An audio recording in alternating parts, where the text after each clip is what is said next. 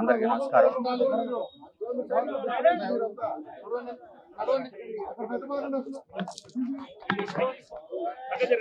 చాలా బాధాకరం,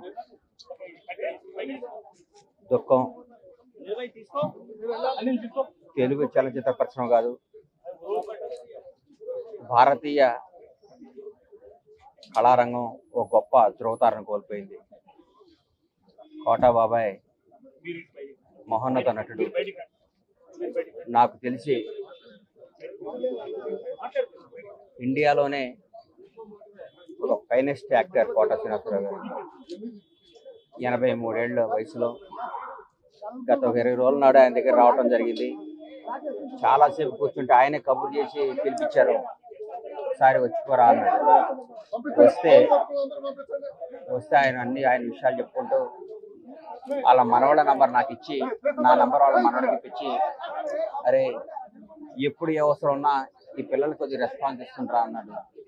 ఏందో నాకు బాధ్యత తప్ప చెప్పాడేమో అనిపించింది. ఆ రోజు ఆయన కాలు, ఆయన పరిస్థితి చూసి చాలా దుఃఖపడ్డాను.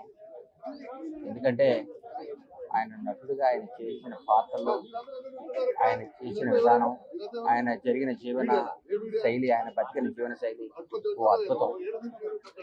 ఆయన కోల్పోవటం చాలా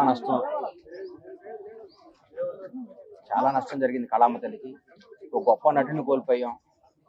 చరిత్రలో ఒక తెలుగు చలనచిత్ర పరిశ్రమ చరిత్ర రాస్తే కోటా గారికి ఒక పేజీ ఎప్పుడు ఉంటుంది. ఒక మహానటుని కోల్పోయాం. ఆయన పవిత్ర ఆత్మకు శాంతి కలగాలని ఆ భగవంతుని కోరుకుంటూ ఆయన కుటుంబ సభ్యులకి నా ప్రగాఢమైన సానుభూతి తెలియజేస్తూ, తెలుగు చలనచిత్ర పరిశ్రమ ఆయన కుటుంబానికి ఎప్పుడు అండగా ఉంటుంది.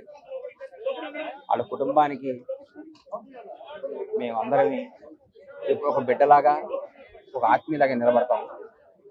ఎక్కడున్న ఆయన ఆశీస్సులు మాకు ఉండాలని, ఆయన ఎక్కడున్నా చల్లగా ఉండాలని భగవంతుగా కోరుకుంటాం. సెలవు తీసుకుంటాం.